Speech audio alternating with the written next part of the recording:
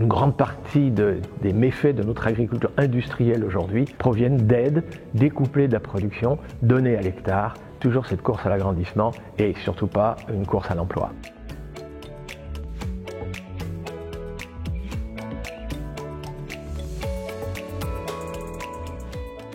Alors la politique agricole commune, c'est une politique agricole qui est commune aux États de l'Union européenne, qui était une politique par les prix au lendemain de la Deuxième Guerre mondiale, qui a incité nos agriculteurs à produire davantage des produits pour lesquels il y avait des protections de frontières, les céréales, le lait, les poulets.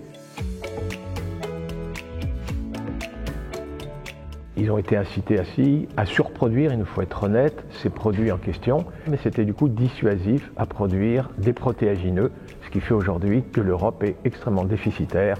en protéines végétales. Donc il nous faut réorienter notre politique agricole commune vers des objectifs d'intérêt général. Le vrai défi aujourd'hui, c'est effectivement de passer à une politique agricole commune qui permettent d'assurer aux citoyens une alimentation saine, un environnement durable, sans pollution majeure et sans préjudice pour les générations futures, c'est-à-dire qu'il faut maintenir la fertilité de nos agroécosystèmes, des environnements aménagés par les agriculteurs. Je serais assez d'accord pour qu'une partie de ce qu'on appelle aujourd'hui les aides de la politique agricole commune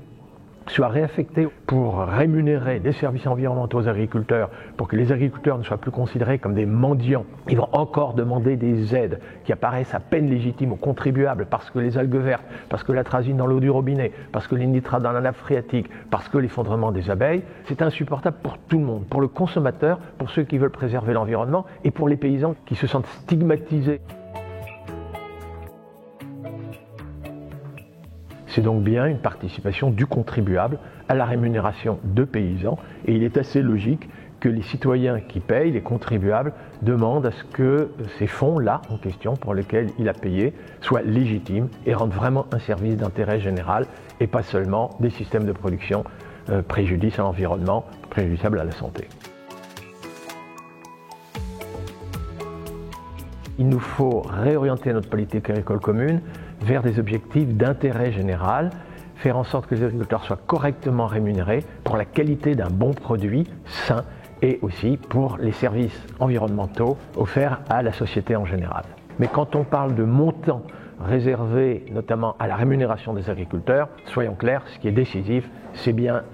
les fonds issus de la politique agricole commune. 9 milliards d'euros, c'est pas rien par an pour les Français. Pour 300-350 000 agriculteurs, ceux qui vraiment en bénéficient, je proposerais volontiers que ces subventions soient réaffectées pour que des agriculteurs droits dans leurs bottes soient correctement rémunérés par une voie contractuelle en échange d'un service d'intérêt général. Et tout ça en conformité avec la COP 21.